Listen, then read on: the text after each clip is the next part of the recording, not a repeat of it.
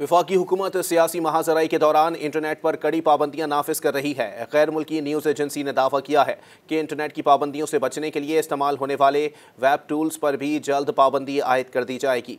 गैर मुल्की खबररसां agency AFP ने अपनी रिपोर्ट में लिखा है कि पाकिस्तान में समाजी राब्ते की वेबसाइट एक्स पर फौरी पाबंदी से मुल्क में इंटरनेट की बंदिश मामूल बनती जा रही है।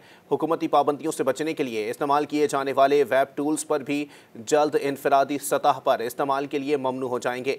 AFP के मुताबिक इमरान खान के टेक्नोलॉजी से वाकिफ नौजवान हामियों की जानिब से वफाकी हुकूमत को इस्लामाबाद के मार्च में चैलेंज करने के बाद इन इकदामात में इजाफा हुआ और वफाकी दारुल हुकूमत में PTI और सिक्योरिटी एहलकारों में झड़पें शुरू होने के बाद मोबाइल डेटा ब्लॉक कर दिया गया। सिक्योरिटी खदशात की वजह से घरेलू इंटरनेट कनेक्शंस भी मुतासिर हुए। बानी PTI इमरान खान को 2022 में हुकूमत से हटाए जाने के बाद PTI के एहतजाज के दौरान इंटरनेट की बंदिश की गई। तहम वफाकी वजारत दाखिला का कहना है कि सिक्योरिटी खदशात की वजह से इस्लामाबाद के मखसूस इलाकों में इंटरनेट बंद किया गया था। इंटरनेट की बंदिश से ऑनलाइन ऐप्स इस्तेमाल करके फूड डिलीवरी करने वाले हज़ारों राइडर्स और ड्राइवर्स का रोज़गार भी मुतासिर हुआ।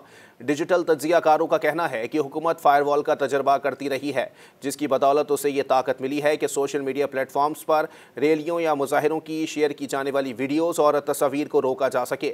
पाकिस्तान फ्रीलांस एसोसिएशन के मुताबिक 24 लाख पाकिस्तानी ऑनलाइन खिदमात से वाबस्ता हैं। तहम रवामा इस्लामी नज़रियाती कौंसिल ने VPN के इस्तेमाल को गैर शरई करार देकर ऑनलाइन वर्कर्स के लिए मुश्किलात पैदा करती हैं।